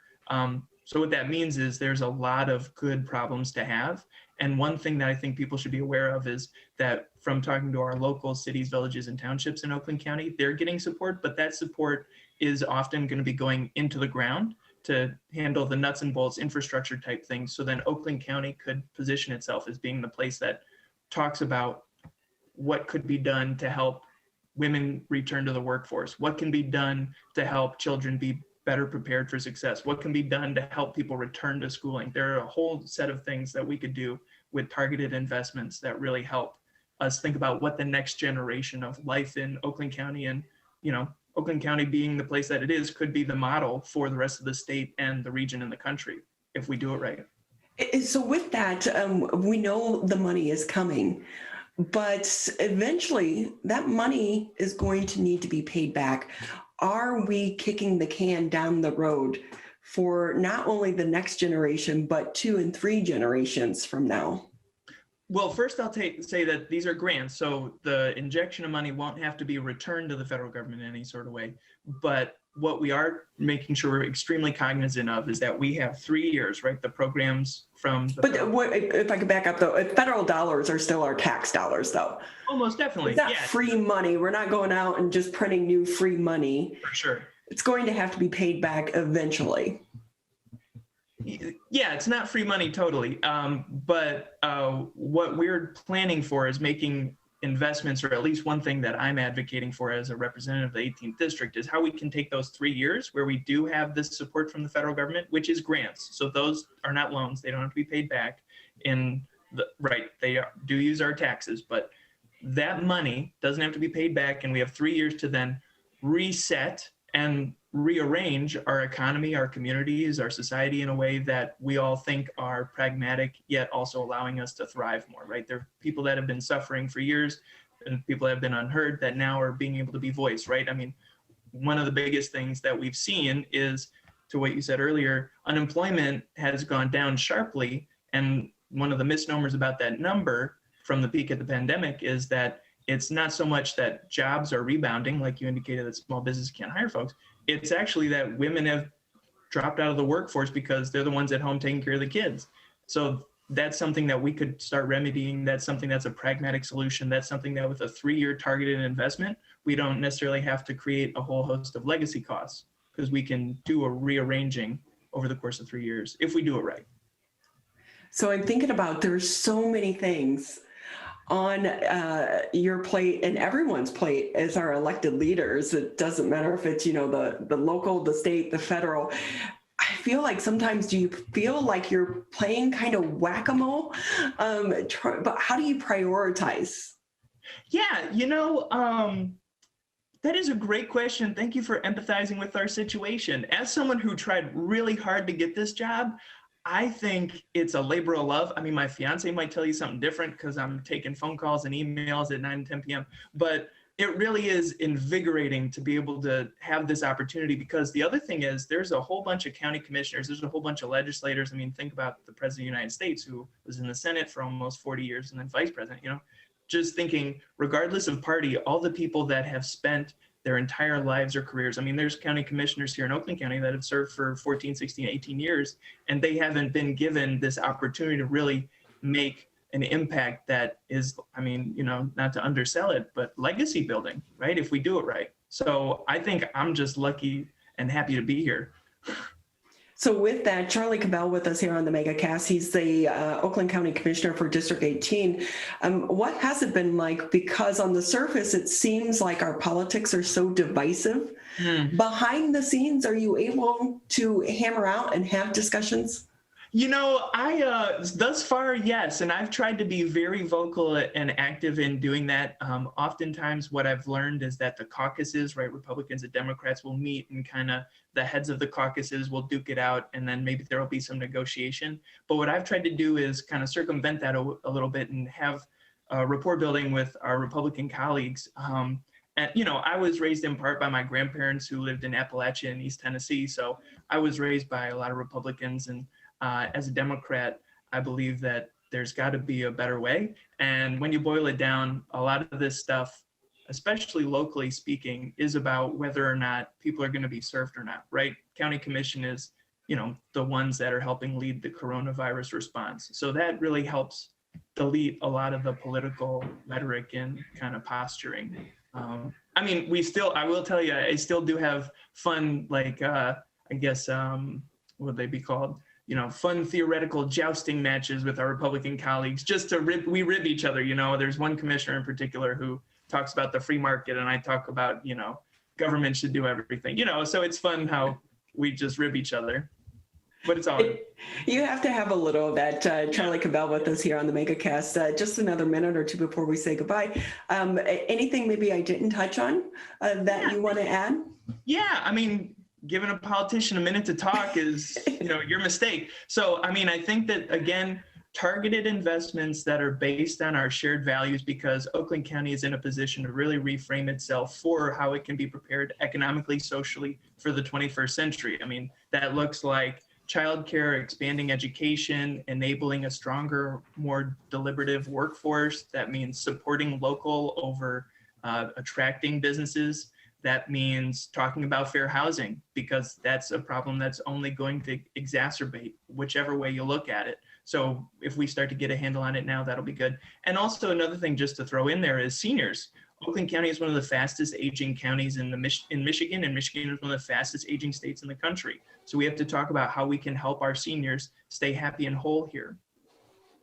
Well, with that, we want to say thank you for your time and your commitment. You have a big job ahead of you. So we know it's not always easy as well. So thank you again. And let's hope that we're on the backside of this pandemic at least. But we know it's going to take years for us to recover fully. Most definitely. And I appreciate your time, Ronnie. Thanks again, Charlie Cavell. He is the Oakland County Commissioner for District 18. We're going to take a quick break here on the Megacast. When we come back, on the back side of the break, we'll be talking about the Free Press Film Festival. What's that going to look like this year? Right now, our country feels divided, but there's a place where people are coming together. I was nervous to talk to someone so different than me. Me too. Love Has No Labels and One Small Step are helping people with different political views, beliefs, and experiences connect through conversation, and it feels good. This conversation gives me hope. It gives me a lot of hope, too. Take a step toward bringing our country and your community together. Start a conversation at lovehasnolabels.com/onesmallstep. A message from StoryCorps, Love Has No Labels, and the Ad Council. Over a decade ago, the journey to a COVID vaccine began. Building upon research on other coronaviruses, scientists continued with months of research and development, 3 phases of clinical trials with tens of thousands of diverse volunteers, then peer review and authorization to deliver a safe and effective vaccine that will protect all of us. Discover the facts for yourself at michigan.gov/COVID vaccine.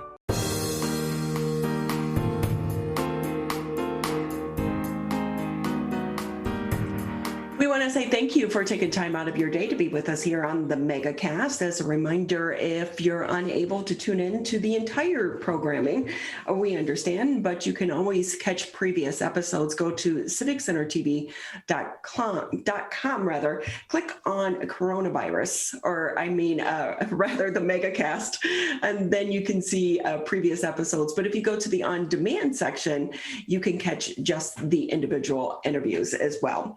Joining us next on the show, Steve Byrne is with us. He's the executive director for the Free Film Festival. It is such a highlight every single year, the film festival for the region. But what's it going to look like this year, Steve? Hi, Ronnie. First, thanks a lot for having me on. Really appreciate the interest in the festival. So what will it look like this year? The big news for us, definitely, we've traditionally been a spring festival. We moved to September this year. So all 7 previous years, we've been in April or March. Our dates for 2021 will be September 22 to 26.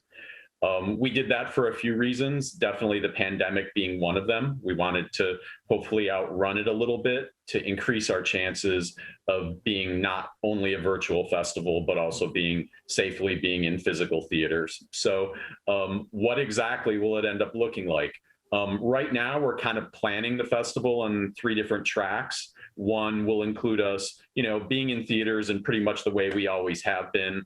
Middle might be mainly some outdoor stuff with virtual, and third will be virtual only. And we'll be looking at the pandemic situation, especially over the next month, but all the way up through September. We don't want to do anything. We don't want to encourage people to do anything that's not safe or that they're not comfortable with. But in an ideal world, we'll be in theaters. It has to be so challenging to try to plan an event such as this.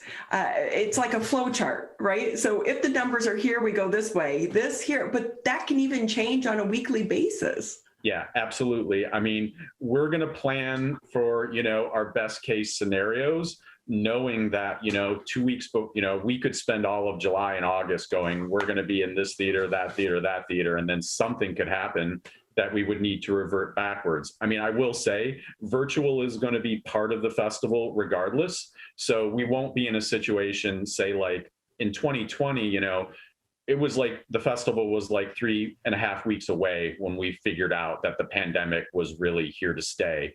And so we had to pivot very quickly.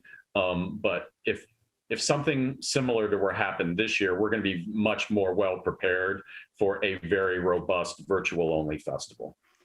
And so with that, are you worried about the submissions? Because a lot of people have spent the last year in lockdown, or do you anticipate the need is going to be there still?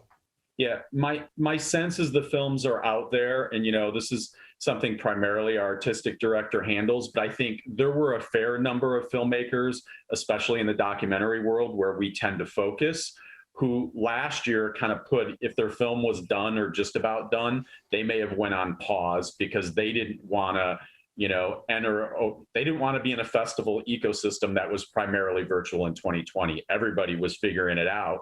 So a lot of people held up films. So while you are correct that there was less production happening in 2020, I think there were enough films on pause that will be able to have a very strong lineup in 2021.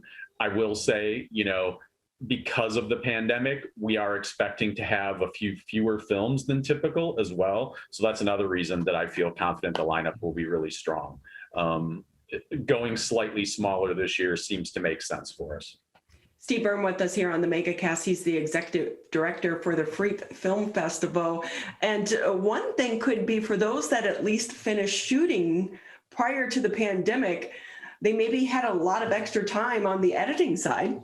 Yeah, there's no doubt about that. I am involved in some production of films as well outside the festival. And, while those films, they didn't shoot as much in 2020, but I can tell you a lot of work got done, transcribing, looking through past footage, trying to get yourself set in the right position for when things open wide that you can shoot out. So filmmaking is a very time-intensive it's a very time-intensive thing to do.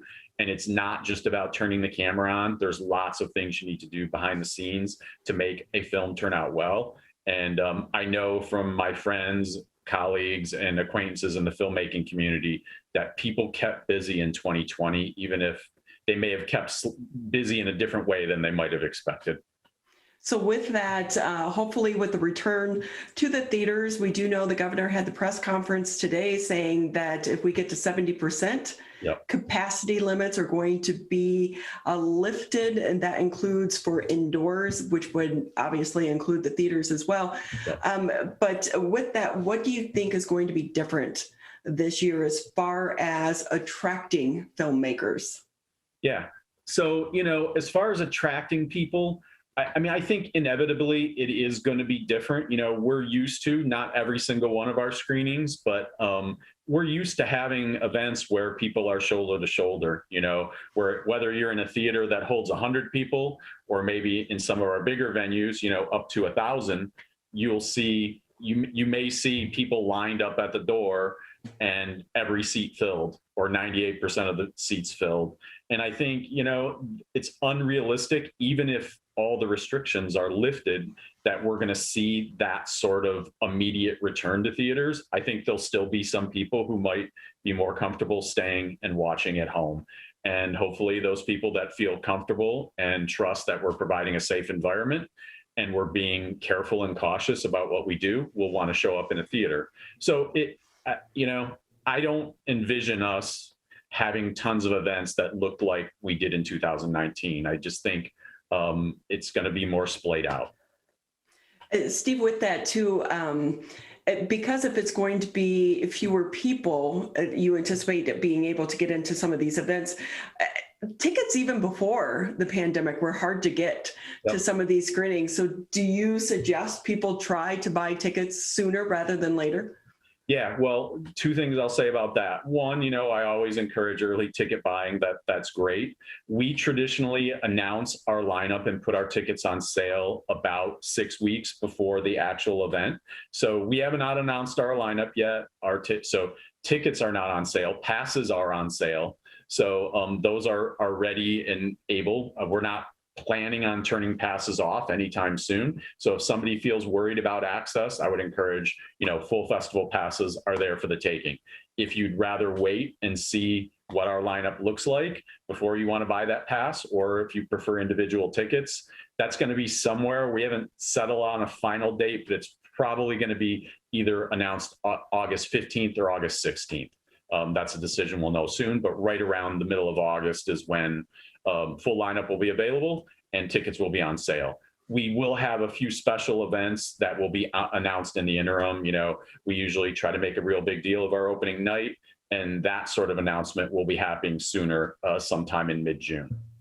So Steve, I wonder what your thoughts are on the long-lasting impact of the pandemic on the industry overall. We do get the opportunity to talk to a lot of professors, with students going in to this genre. Do you think it's going to foster the love and the desire, or are people going to, or maybe college students or the future filmmakers are going to try to play life safe because you never know about the security of the industry? Yeah, I mean, clearly the industry, it is concerning, the long-term trends for the industry. I think we were already seeing, if you're concerned about the industry of being inside theaters, if you're concerned about the industry of filmmaking, I'm not. There's more ways that people can see films now than ever before. And I think it's safe to say more films are being made than ever before. As technology has become cheaper, it's made filmmaking more democratized. So more people who have that instinct, I want to be a storyteller, I want to be a visual storyteller, they can do it. So I'm not worried at all about filmmaking. If you are a believer in that communal cinematic experience, I mean, you only have to look, big theater chains are struggling. AMC went into bankruptcy this year, largely due to, or it was late last year, if I'm remembering correctly, largely due to the pandemic. Alamo Drafthouse, which is a very well-beloved boutique theater chain around the country that actually had planned a Detroit location at one point. I'm assuming that's on hold. They're looking at potentially going into some sort of bankruptcy. So I do fear a little bit for that communal cinematic experience that the festival relies upon. That said, I think the difference maker there for festivals, I think we bring a curatorial approach, and we also really emphasize we're not just about putting a movie up on a screen. There's an extended experience, whether it's because the filmmaker is there, subjects are there, community leaders are there who care about the movies we show. And so we try to always it always needs to be a plus experience.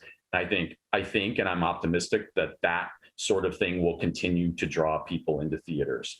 But, I would be dishonest if I was not a little concerned about what is going to the movies going to look like, in 5 years? A lot of people, they lift up their phones and that's where they watch their content. It's what a changing world we live in right now.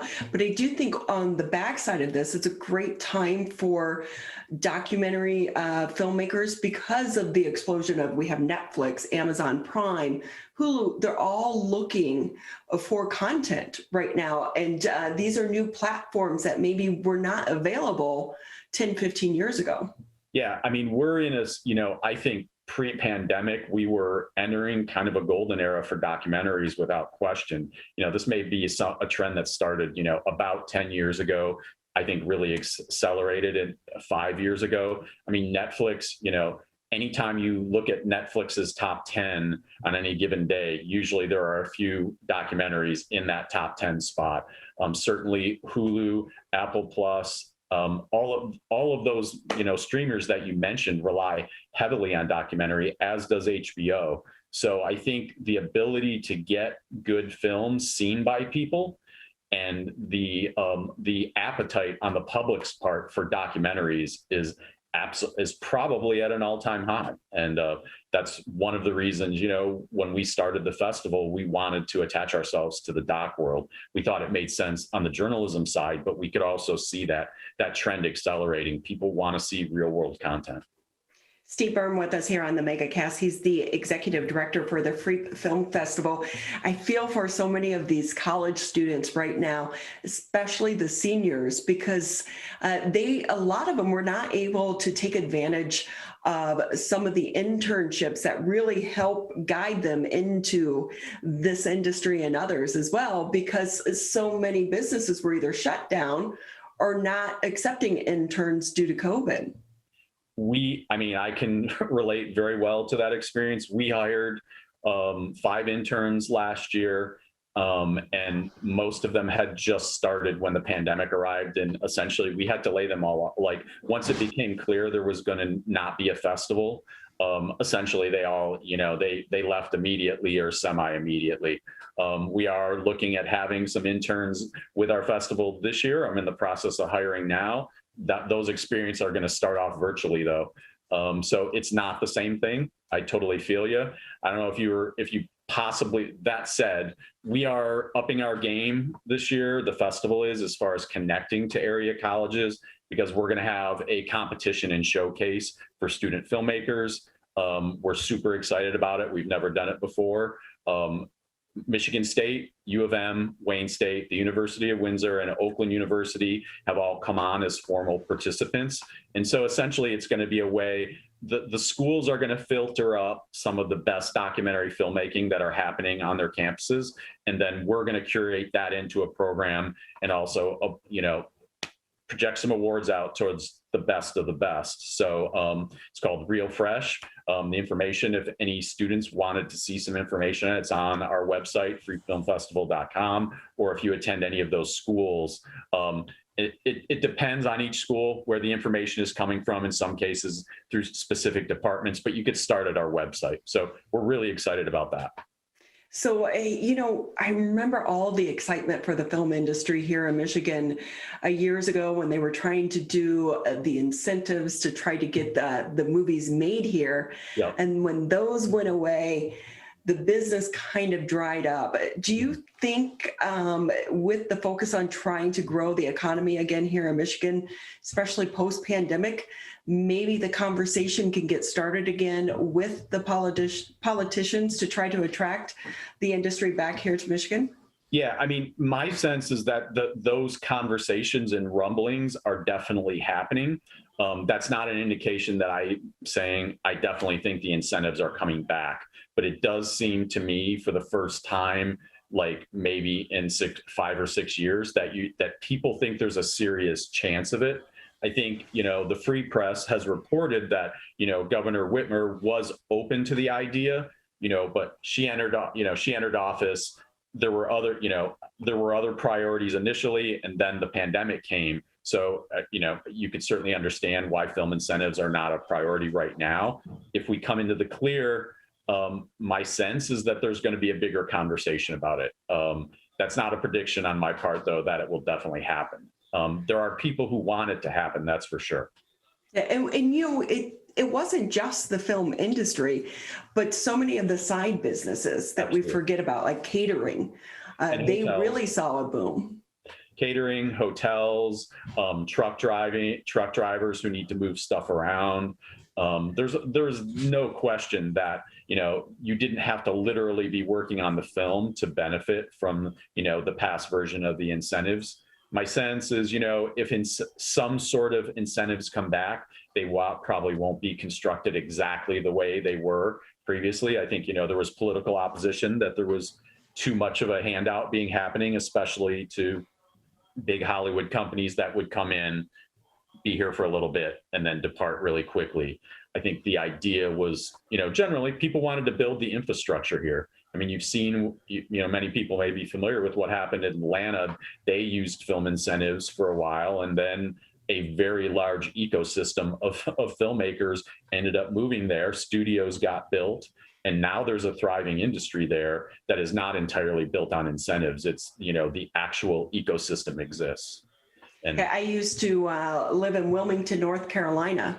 Screen Gym Studio was located there, and it was really a big boost to the local economy. But the one thing was sometimes with the industry, there are ups and there are downs based on when the movies and TV shows are being filmed, when they're in hiatus. And so, for people that are used to 9 to 5, very secure jobs, it can be a roller coaster of an industry to try to ride.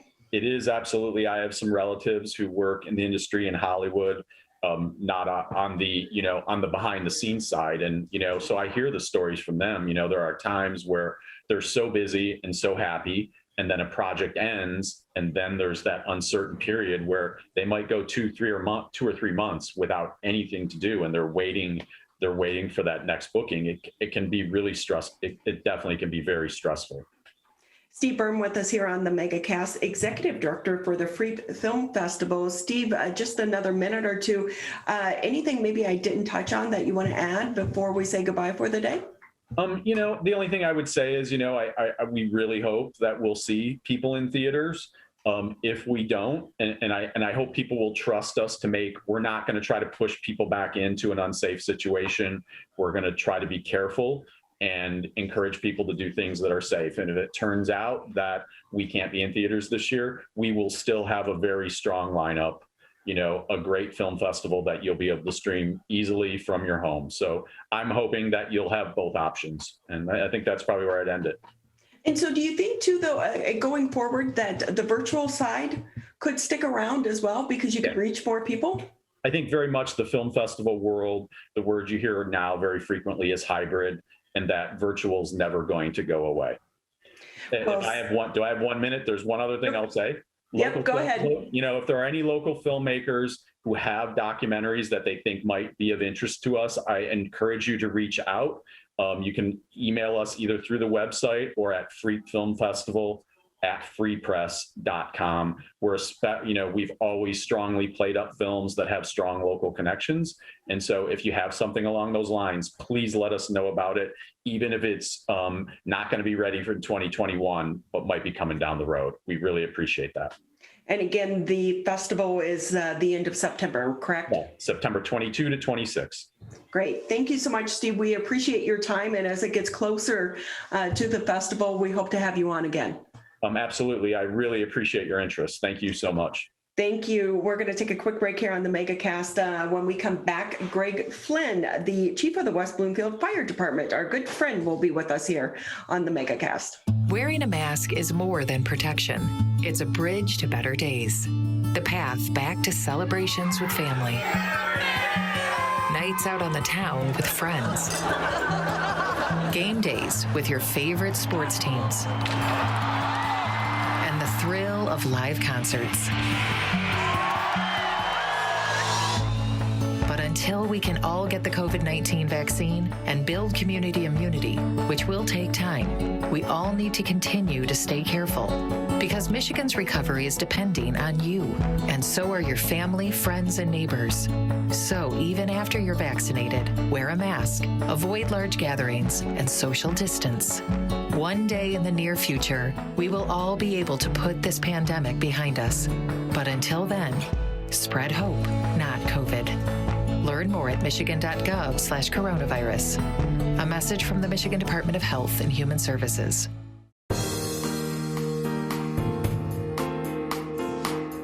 Welcome back to the Megacast. Just about 15 minutes left in the show. And as a reminder, you can always catch us Monday through Friday, 10 a.m. until noon, Civic Center TV, Birmingham Area Municipal Access. Also, if you have cable, thank you. A portion of your fee helps support programming such as this. Tune us in Channel 15 if you have Comcast 99 on AT&T. And we also make it easy for you. If you're out driving around, 89.3 Lakes FM, 88.1 FM, The Beth. Just about 15 minutes left here in the show, and we'll wrap things up with our good friend, Greg Flynn, the chief of the West Bloomfield Fire Department. Chief, always great having you with us. It's good to be with you. Good morning. Happy springtime, although, boy, 80 degrees yesterday, 50 today. I tell you, I went to my son's lacrosse game last night, went with a t-shirt with maybe I should take a sweatshirt, and we were at the game for 30 minutes, and I swear the temperature dropped 10 degrees. So it's always exciting here in Michigan. That's what we love about it. Right. Hey, at least it's not snow. I know. I hope you haven't cursed us with that, I know. You never know, right, with that. Hey, Chief, with that, though, when we talk about the season changes, do you and your team members see a change in how you're responding to calls?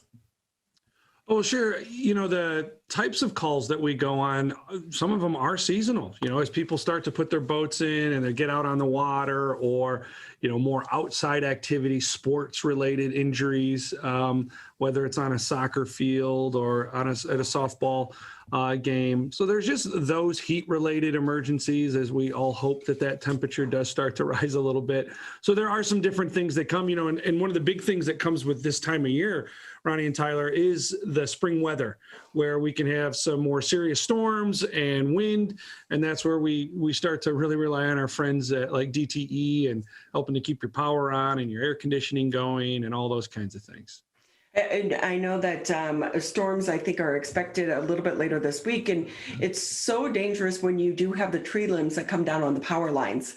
And while you constantly remind people, we all remind people, stay away from power lines, but it could be easy for people to not realize that maybe when they touch that fence, it's connected to that down line.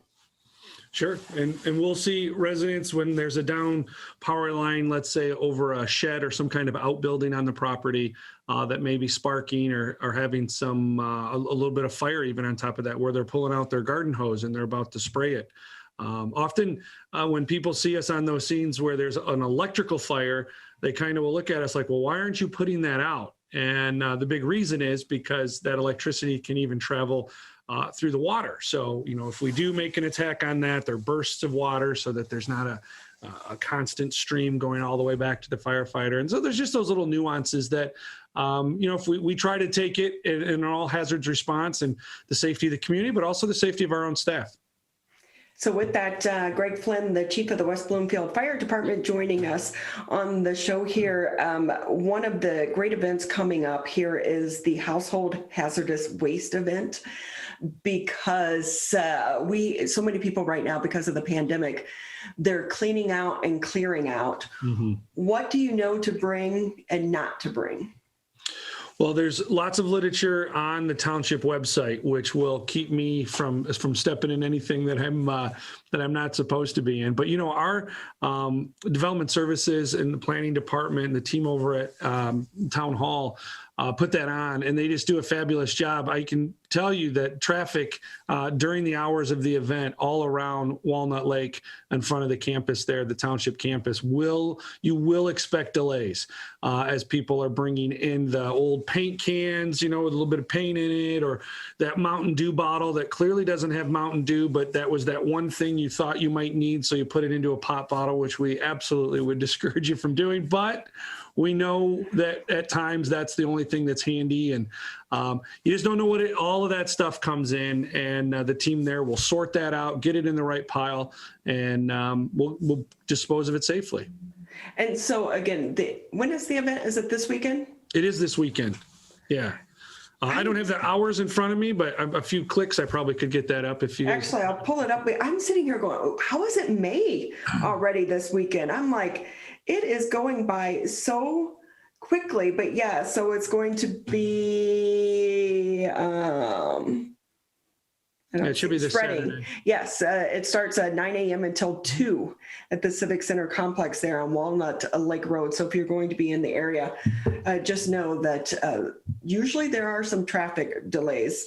Greg Flynn with us here. He's the chief for the West Bloomfield Fire Department. Chief, I know that the last few times that we've been checking in with you, you've been at the vaccination site there on Orchard Lake Road. Are those still going on? Because we're starting to see a bit of a slowdown and some of the supply and demand for the vaccination right now. So yes to both of those. There's actually a clinic today. I had every intention of joining you from there, but some things got me tied up here in the office, and so I'm coming you here from the chief's office today. But yeah, there's a clinic today. My understanding from the county team when I met with them this morning, these are all first shots for the most part. There might be a couple add-in second shots, folks that maybe missed an appointment and they're going to sneak in there to get their second vaccine today. But this is just another, the governor came out with a press release today about Michigan's Back to Normal plan. And maybe you guys have touched on that earlier in the program. And, this is at least something measurable and specific for us to try to achieve. And already being at 48% of the population receiving their first shot, jumping to 55%, hearing that we're doing some more first shots today, I'm really hopeful that we can get into that first 2-week period for step one. So reflecting back over the past year, I remember this time last year, we were still pretty much in a shutdown, a lockdown mode. What are your thoughts over looking back over the past year? I'm really proud of what our community has done, and it might sound a bit cliche, and I sure as heck hope it doesn't to our residents, because when you look at how far we've come and the businesses that I know we have had some casualties there, but we've tried to minimize that. And when I say we, I mean the collective we of the community. When I look at seeing the lineup this morning already early for the vaccine clinic and residents from the nearby area, but many of them West Bloomfield residents, playing their part in the governor's Back to Normal program here, right? Maybe not even knowingly so.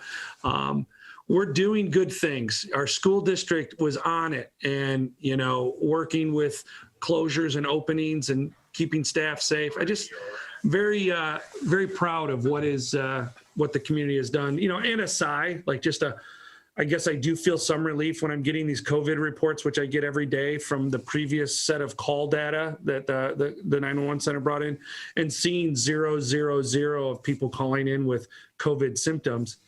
It's encouraging. It really is. And, we should remember throughout the pandemic, while so many of us have been able to work remotely, you and your team have been on the front lines the entire time, every single day. From a leadership standpoint, any silver linings? Well, I think anytime you successfully navigate whatever this hurdle or this challenge is in front of you, that's definitely something that you walk away from it going, until the team has tried with that trial or that challenge, you don't, I guess, know 100% what it's going to look like on the other side. The team of men and women here at the WBFD, the PD, dispatch, our whole team that supports all the operations through water utilities and town hall, and they've really come together to put that football into the end zone. And I know the game's not over, but we have had some successes. And I watch what's happening in some other countries. We see India in the headlines. It's not over. The game's still in play. But I think we're seeing, again, with the governor's plan, with what we're seeing with the numbers, we're progressing very well. So there's that. And I think that this is just where we really test our resiliency. You know, how are we going to bounce back from this? There's definitely that, and you've touched on this, both of you have in the interviews over the months and the year, that tension that's in the air because of COVID, you know, that lack of interaction, the lack of going to work and how you used to do it and all that. And I think that's just that layer that we're all anxious for that to go away, because just our day-to-day stress is enough, let alone COVID. Yeah. And, you know, Chief, I wonder too, like, you remember after 9/11, there was such a big support of coming together, and how many people joined the military following 9/11 because they wanted to support America. Coming out of this pandemic, do you anticipate there's going to be a renewed interest in the healthcare industry, the first responder industry, or are people going to shy away from it? So you're testing my president of the West Bloomfield Optimist Club right now, I think, Ronnie. You know, I am an optimist, and I do believe in what our group does here in the community. But I think even with optimism, you have to balance it with reality. I know that we have 2 open positions posted now for the fire department. I know that I think if last time I checked in, I think we had 1 applicant that had completely submitted all of their work. Again, 23 years ago when I got on the job, there would have been 200 applicants for 2 or 3 spots. So I don't know that that trajectory is going to change anytime soon. And I think that a pandemic is a different call to action than the 9/11. And again, I'm not trying to, we're doing it just for the sake of discussion here. This isn't any real in-depth review, but I do think there's some nuances that are different about it. And this whole working from home thing has enticed a whole group of people too. And I think they really like it. They dig being at home and getting their work done. And jobs that require 24 hours away from your family, and that they aren't able to, you know, get every day off that they want, or those types of things. That's really a problem. So, well, I'm hopeful, but I don't know, Ronnie. I don't know. And but we know that for, you know, firefighters and EMTs and people in the hospitals, they really are the frontline heroes throughout this, and it can be challenging, but also rewarding in so many other ways. Yeah, I guess the reason why I say that it's so challenging is because the images that we're seeing of the first responders are typically those of they're not supported.